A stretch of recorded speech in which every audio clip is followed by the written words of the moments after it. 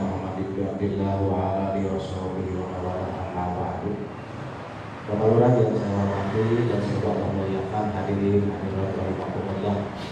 Mari kita bacakan surah Al-Fatihah untuk diri kita masing-masing. Semoga diberikan kesehatan, digabungkan rezeki, dibukakan kalbu atau hati untuk menerima segala ajaran Islam yang pasti akan menjamin keselamatan dunia dan akhirat.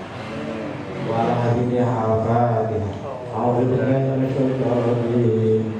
Bismillahirrahmanirrahim. Alhamdulillahirabbil alamin arrahmanir rahim maliki yaumiddin. Iyyaka na'budu wa iyyaka nasta'in ihdinas siratal mustaqim siratal ladzina an'amta 'alaihim ghairil maghdubi 'alaihim waladdallin. Rabbil alamin. Hadirin yang dirahmati Allah Subhanahu wa taala, mohon izin ya kita mudzakarah minggu yang kemarin aja dilanjut ya. Kemarin minggu kemarin oke, walaupun banyak pertanyaan sepertinya belum terungkap semuanya. Pemitu lepas di minggu kemarin teh kahiji nyarioskeun perkawis kedudukan takwa ya, kedudukan takwa. Karena hanya orang yang bertakwa yang dijamin oleh Allah masuk surga tanpa dihisab, tanpa kena azab dulu. Itu orang yang takwa. Kedudukan orang takwa ada 3 tahapan. Yang pertama masih kan heboh deh. Bukan hiji teh naon itu dia teh. Pancang rendas barangkali anu kahiji teh bidayatul hidayah ya. Artinya permulaan dari hidayah yang wajib dia pahami adalah wajib meninggalkan berbagai bentuk musyrik atau dosa-dosa dalam Islam. Itu yang pertama bagi orang yang bidayatul hidayah. Yang kedua, takwa khusus. Artinya imtithalul awamir wa tinabun nawahi, menjauhi apa yang dilarang agama Islam dan menjauhi apa yang dan mengerjakan apa-apa yang diperintahkan. Artinya dia selamat, udah selamat. Ada di fase kedua udah selamat ya. Artinya orang itu setelah mengucapkan 2 kalimat syahadat dia udah dipastikan masuk surga. Nah, dijamin akan selamat di akhirat. Walaupun berdosa tetap akan masuk surga. Tapi barangkali kalau ada pertanyaan lagi kapan masuk surganya ya setelah diadili. Artinya capek dulu di akhiratnya rutin. Capek dulu diadili, tetapi selamat. Di fase kedua atau tahap kedua adalah takwa khusus, mengerjakan apa yang Allah perintahkan. Nah, artinya kerjakanlah kewajiban pokok kita selaku umat Islam. Nah, kewajiban pokoknya nih sholat 5 waktu. Sakumare kota tinggi di kantor nyenengnya. Ada itu ngalupikeun modal pokok umat Islam sholat. Pamitas teh sholat lah sanes Islam. Aya nawe gitu ya. Islam ya fariqu baina muslim wa kafir as-shalah. Ya nawe tama pemisah antara muslim sareng sanes muslim sok salat tara. Tadi sudah kitu pangarasa. Walurah gitu ya. Walaupun bager ini. Da bager teh painten ajanya tetep teh tiasa bager nya mungkin agama mungkin syariat. Acara da saya teh bager. Itu sebetulnya mah udah tidak beradab ka Gusti Allah ke. Komo ka manusia, komo ka palurah. Ka Gusti Allah teu adab. Acan asa bageur we salah. Karena jalma bisa bageur teh ladang dina salat tanha anil fasya. Ya Allah ya Karim. Nah, tarupinanya. Jadi salat pokok itu jaminan selamat ada di khusus takwa khusus ya. Emutnya definisi salat. Apa artinya salat? Terima kasih, Pak Yu. Terima kasih. Iya Pak, sampean harusna. Terima kasih. Kita agugun dan naraskeun naon definisi salat, terima kasih. Definisi salat menghadap kepada Allah, dan kita harus yakin kita sedang berkomunikasi dengan Allah melalui doa. Menyerahkan diri segalanya lah, pokoknya begitu saja lah. Begitu saja lah. Kadedi itu mah kadedi lah. Mana sih kadedi mana? Dia mana sih dia? Berdoa. Berdoa penyerahan. Kalau penyerahan itu artinya menurut tasawuf ya. Ya.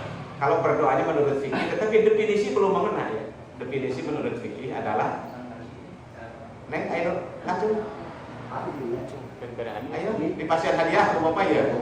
Ya, masih ada yang nambah murah. Definisi sholat, takrif.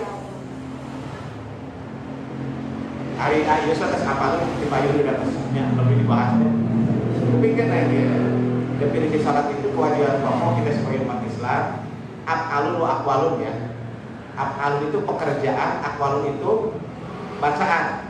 Muftatahun bin takbir yang diawali dengan takbiratul ihram, wa muftatamatun bin taslim yang diakhiri dengan Assalamualaikum warahmatullahi wabarakatuh. Kemudian saya nyambut. Memang pelajaran agama itu kadang-kadang gampang-gampang susah sih gampang, tapi ketika ditanya definisi satu persatu kadang gitu ya. Kadang menurut pamian harus dipahami mah ke mana dari kang dedinya. Kita dari lahir sebagai umat Islam ya.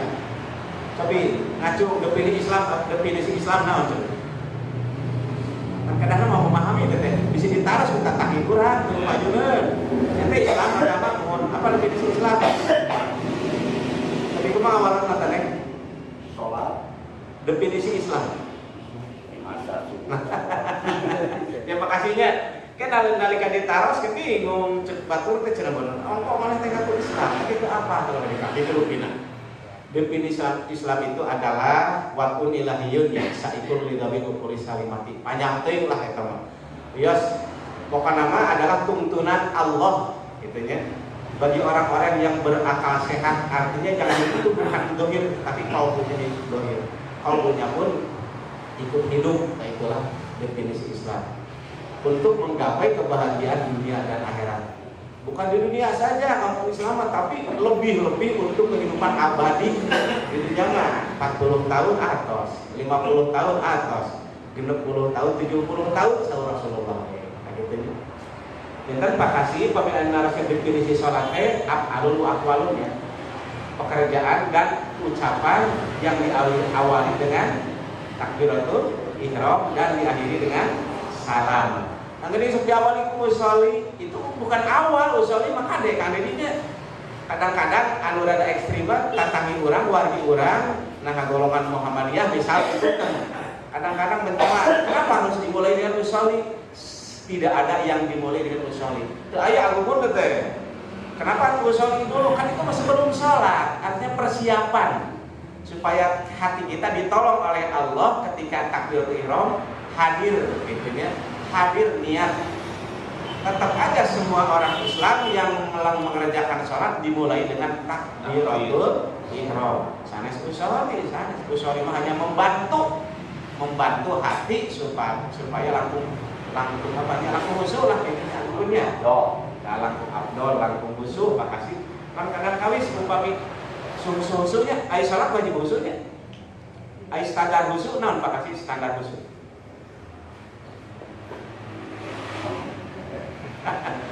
Di majlis taklim sanes naroskeun supados istilah muji-muji sanes ya banyak kan duduk bersama jangan hiji-hijieun sareng pangarasa bapak gitu. Ada yang kita pahami. Terus neng dupi neng netepan sok hoyong khusyuk teh. Hoyong harus sok khusyuk tara. Nurutan. Nah, ari khusyuk teh ada gangnya. Tenang. Terus naon deui? Naon deui selain tenang ayo naon deui? Fokus betul. Terus naon deui? Ari di naon deui tenang, fokus, senasa ayo. Terus naon deui ari di? Hati. Iya, menenangkan hati laras itu tujuan intinya memang. Tah eta laras Pak Haji mohon. Dinikmati, tapi tadi nikmatnya patah sok yang gancangnya. Pemilik nikmatnya sok di alon-alon Pak. Laras itunya. Khusyuk itu standarnya menurut fikih adalah ingat, ya, ingat. Ah, maka dia mungkin. Makasih khusyuknya hartosna ingat naon? Ingat bahwa kita sedang naon yang namanya Standar khusyuk ingat apa? Ingat bahwa kita sedang mengerjakan sholat. Di luar sholat pun harus khusyuk dalam pekerjaan. Sing bener gawe teh eta teh khusyuk. Bibarang khusyuk teh anu nugaskeun kana khusyuk teh fokus anu tadi ayus ge. Laras teh kitu. Minimal ingat bahwa ini pekerjaan yang harus dikerjakan. Menurut agama mas standar khusyuk itu adalah ingat.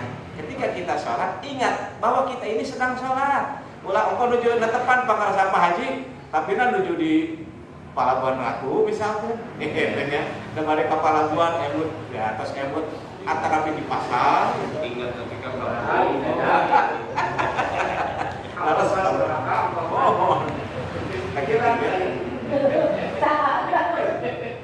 Qad aflaha mu'minuna alladzina hum an sholatihim sahun. Berbahagialah, selamatlah, berbahagialah orang-orang mukmin alladzina hum yang di dalam sholatnya sahun. Khoshi'un di dalam sholatnya adalah khusyuk gitu ya, atau ingat bahwa kita sedang sholat. Udah berlanjut ya. Yang ketiga kemarin ulasan saja, takwa itu takwa tertinggi, yaitu nihayatul hidayah. Harusnya itu tingkatan tertinggi. Nihayatul hidayah artinya puncaknya mendapatkan hidayah. Dia mah yang 1, 2 sudah pasti ya. Artinya nihayatul hidayah, takwa khusus, qalbunya, ruhnya tidak pernah lalai kepada Allah. Nah, itu cuma puncak tertingginya. Makasih sok lalai tara kanggo si Allah. Sampai simkuring mah lalai wae komo simkuring mah. Nah, itu teh puncakna tertinggi mah ta'alluq. Karena orang terbaik itu menurut Imam Sufi adalah al-amalu fi dzahir. Urusan zahirnya syariahnya dijalankan, dikerjakan. Salatna, zakatna, saumna, hajina, muamalahna baik, muasyarahna dengan keluarga baik. Nah, itu orang terbaik. Wa ta'alluqun billahi fi qalbihi. Urusan ruhani senantiasa ta'alluq kepada Allah dalam hatinya. Senantiasa bersama Allah kemanapun. Hartosna kamana wae pami aya iman mah eta jalmi moal bermaksiat. Kamana wae angkat moal maksiat. Pan kadang kaus di bumi mah takwa, ketika di perjalanan jadi teu takwa. Diulah orang salat kedewe kagok di jalan. Ulah kitu nya. Mangga liren. Bade jamat takdim, bade jamat tahir, bade kosor. Itu rupiah kan ada aturannya gitu. Eta jalmi anu laras-laras ta'alluq ka Gusti Allah. Di rumah tara maksiat, nalika di jalan di tempat manapun dia tidak berani bermaksiat. Itulah orang yang telah mencapai ya, menggapai hidayatul atau nihayatul hidayah. Puncaknya mendapat hidayah Allah Ta'ala. Qalbunya senantiasa ingat kepada Allah, hatinya pun senantiasa koneksi dengan Allah, tidurnya pun dinilai ibadah. Tiap napasnya pun jadi nilai ibadah. Mudah-mudahan sih biasanya. Cuma carana hoyong kitu atuh bade bobona bacaan heula nya geulisnya. Awasanana bismillah, Fatihah, Qul falaq binas, ayat kursi, akhir surah Al-Baqarah, maka dia tidurnya pun tiap napas jadi jumlah nilai ibadah. Itulah itu takwa ya. Mengutip dari yang kedua, menjauhi apa yang dilarang Allah. Kalau tidak salah, kalulah waktu kamari pengawasan sasihan mah begitu lepatna syukurnya Pak Hajinya. Syukuran anu hadir teh kemarin mah alhamdulillah gitu begitu lepatna 52 menyeratnya. Ras beta anu teh nyerat teh ngabingung di luar teh geuningan. Awatos ya ka eta teh ka Ayus, abdi teh kabagi syukuran gitu. Tapi alhamdulillah berkah. Simkuring begitu lepatna menyampaikan hadis Rasul yang redaksinya seperti ini. A'dhamu dzunub indallah asgharu indannas. Dosa besar menurut Allah adalah yang dikecilkan oleh manusia. Wa asgharu dzunub indallah akbar wa indannas. Dosa yang dianggap kecil oleh Allah adalah yang dibesarkan oleh manusia. memang tidak mudah memahami hadis ini ya. Asghorul dzunub indallah, dosa yang dianggap kecil oleh Allah, akbaruha indan nas, yang dibesarkan oleh manusia. Kenapa? Ya. Dosa besar menurut Allah yang pertama adalah yang dikecilkan oleh manusia. Artinya jangan menganggap remeh kesalahan. Apapun pelanggaran agama sekecil apapun, anggap saja itu besar. Beristighfarlah, bertobatlah, maka insya Allah dosa tersebut kecil menurut Allah. Walaupun dosa besar, kalau ada penyesalan itu menurut Allah kecil. Tetapi kalau kita merasa mengecilkan dosa, maka menurut Allah besar, gitu ya. Ada 4 ya kalau tidak salah. Yang pertama al-istighfar, yang kedua al-iktirar, yang ketiga al-istighfar, yang keempat al-israr. Sesahnya isra santri banyak. Tapi namanya kayak gitu. Al-istighfar artinya menganggap kecil dosa, jangan sekali-kali. Lalu kategori dosa alit, tapi ulah dianggap alit sabab menurut Allah besar. Itu yang pertama. Jadi dosa menganggap kecil terhadap perbuatan itu lebih besar daripada pekerjaan dosanya. Kita dimaksud ya hadis. Jadi dosa nganggap leutik karena dosa teh nganggap sepele nganggap remeh leuwih bahaya, leuwih jahat tibatan perbuatan dosanya. Jadi kan terus deh, eta makna hadis teh. Nganggap remeh, nganggap kecil karena dosa, walaupun dosa kecil lebih jahat daripada perbuatan dosanya. Karena itu kayak gitu rupina pangrasa palurahnya. Yakin pangrasa palurah tak kapahami sanggup Pak Haji Dedi sanggup makasihnya. Terus teh beda dosa kecil dianggap kecil, teu istighfar, teu aya penyesalan. Itu jadi dosa gede, jadi ditagih di akhirat ku Gusti Allah. Dari kumaha urang pangawanana coba. Yang kedua, al-iktirar. Apa iktirar itu? Iktirar itu tertipu. Artinya lautan hampura ieu. Tertipu teteh seperti kieu ya. Seseorang hasrat biologisnya memuncak janjian dengan lawan jenis. Ditangtoskeun hari itu jam segitu di hotel mana. Ternyata cita-cita tercapai pangarasa Pak Haji, Pak Yusnya. Lajeng ketika dia berbuat zina misalkan, kan berbuat zina itu tidak ada imannya ya. La yazni mu'minan, tidak akan berbuat zina orang yang beriman. Artinya ketika berbuat zina dia hilang imannya kepada Allah. Nah, dia punya anggapan Allah mah lautan hampura. Betul Allah memaaf, tetapi kalau kita terus-terusan disandarkan kepada Allah dengan kata qalbu Allah lautan hampura, lebih besar dosanya daripada zinanya. Oh, gitunya. Ade, teu adab ka Gusti Allah. Kenapa? Karena Allah memaafkan itu liman taba, bagi orang-orang yang bertobat. Peminta tobat mah teu istighfar, teu menyesali, tetep we abadi dosanya di akhirat. Artinya harus disesali, ditindaklanjuti dengan beristighfar atau bertobat. Itu rupinanya. Menganggap Allah pemaaf itu lebih jahat daripada berbuat dosa. Betul Gusti Allah. Kumargi liman taba bisa dimaafkan itu apabila dia bertobat gitu rupinanya. Ya agun terusnya, harus ya. Cobi. Yang ketiga al-istibsar. Al-istibsar itu adalah bergembira dengan berbuat dosa. Dia mabuk tapi bergembira. Misalkan dia mencuri sambil bergembira, dia berzina sambil bergembira, berjudi sambil bergembira. Bergembiranya berbuat dosa lebih jahat daripada perbuatan dosanya. Nah, itu yang dimaksud. Kita hadis tanya. Kumaha? Itu dosa gede kan? Orang yang membunuh pasti masuk neraka ya. Orang yang membunuh pasti masuk neraka. Tidak ada makhluk ya. Pegawai dosa kumaha ditanggung. Nah, itu tetap wajib bertobat. Wajib bertobat. Kalau betul-betul taubatan nasuha dari dosa membunuh, insya Allah ya, insya Allah akan diterima oleh Allah. Tobat dan dosa paling besar musyriknya, pangan sepalurahnya. Pami musyrik teh kumaha ieu? gaduh batu ali, wah lamun dipakai batu ali ieu jigana tadi beak kurang teh dibugan di jalan. Itu nya. Wah jigana teh Si Didin maot katabrak. Aya agama kalau apa itu. Tak eta ulah bika kitu gitu bakasinya. Hartosna dia pakai apa? Percaya kana pada Maka mana? Anggo apa anggo we? Tetap yang menentukan Allah Taala gitu.